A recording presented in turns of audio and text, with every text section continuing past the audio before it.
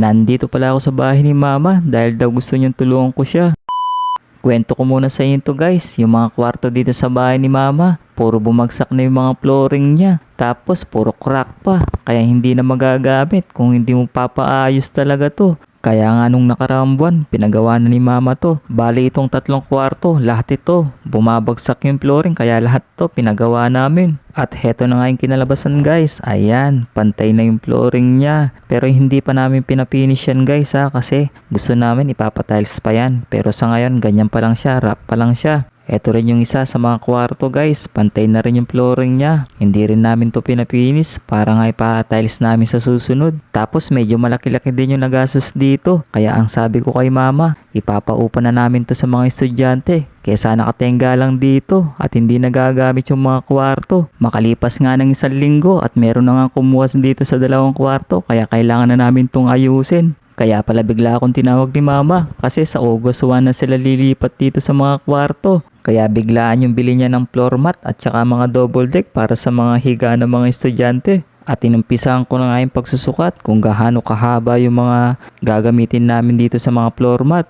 Nakabili pala si mama ng floor mat, 10 yarda. Hindi ko nga alam kung kakasya yung 10 yarda dito sa 2 kwarto. Ganitong style at kulay pala yung gusto niya guys, yung parang kahoy yung style. Nabili niya pala to sa mga nagtitinda ng mga appliances guys. Kaso medyo mahal yung nabili niya, 230 per yard pala to. Kaya sinabihan ko si mama, bakit siya nagmadaling bumili? Kasi meron naman kaming alam na bilihan na mas mura dyan, 150 pesos lang per yard. Sana nakatipid siya ng malaki. Buti na lang at makapal-kapal tong floor mat na nabili niya. Kasi wrap yung lalagyan namin na flooring. Siya nga pala, hindi ako eksperto sa mga ganitong paglalagay ng mga floor mat Kaya kung ano man maging kalabasan ng aming paglalagay ng floor mat dito, huwag nyo na masyadong ibasa. Pero kung magustuhan nyo naman, ay bye, maraming salamat naman po. Tama din pala yung naging desisyon namin na ipaupa tong 2 kwarto. At least may pumapasok na income kay mama. At nagagamit na rin yung kwarto tapos naayos pa yung bahay. Siya lang mag-isa kasi dito sa bahay. At least ngayon meron na siyang mga kasama. Puro babae din naman yung kinuha naming boarders dito. At mga estudyante pa. Syempre hindi rin kamahalan yung singil namin sa kanila. Kasi alam namin ang pinagdadaanan din ng mga estudyante. Kaya nga sila umuupa dahil nga gusto nila makatipid. Ito yung unang negosyo namin dito sa bahay ni mama, yung paupahan. At least meron nang pumapasok na income kay mama kada buwan. Kasi hindi naman lagi-lagi nabibigyan namin ng pera si mama. Marami rin kasing gastusin yung mga anak niya. Sana nga magtuloy-tuloy at maging maayos tong pagpapaupa ni mama sa mga estudyante. Kasi marami na rin sira tong bahay namin dito. Kaya yung mga kikitay niya, minsan kailangan naming ipunin para pampagawa din sa mga nasisirang parte ng bahay. Niro ko nga si mama, sabi ko pag naging successful yung pagpapaupa namin, magpapatuyo kami ng maraming paupuan para sa mga estudyante sa likod ng bahay namin. Sabay tawa niya, sabi niya kailan kaya mangyayari yun? Ang sabi ko naman sa kanya, basta't makapag-ipon ka lang na maayos, mangyayari yun. At walang imposible, sabi nga nila. At malapit ko na nga matapos tong paglalagay ko ng floor mat dito sa 1 kwarto guys. At malapit nyo na makita kung anong magiging kakalabasan nitong aking pinaglalagay dito sa ating kwarto.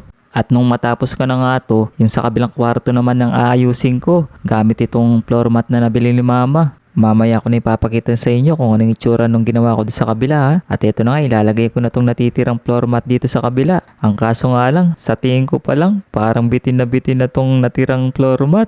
Naku po, ang dami pang kulang. Sayang naman ito. Ang sabi naman ni mama, wala na akong pambili ng floor mat. Ang sabi ko naman sa kanya, gamitin muna namin yung dati naming floor mat na nilagay dito sa kwarto. Hindi pa naman masyadong luma, papalitan na lang namin pag meron na siyang ipon. Dumating na rin pala dito yung in-order ni mama na double deck, kaya pinaayos na namin siya nag-deliver. Ang kaso nga lang, naiwan daw nila yung hagdanan at yung parang pangharang dito sa taas, kaya babalik na lang daw sila ulit. Kaya sabi ko sa kanila, isure nilang babalik sila kasi kawawa yung magpupwesto sa taas. Mahihirapan siyang umakyat, tapos pag natulog siya at walang harang, baka mahulog naman siya. Heto na guys, yung before and after, ipapakita ko na sa inyo.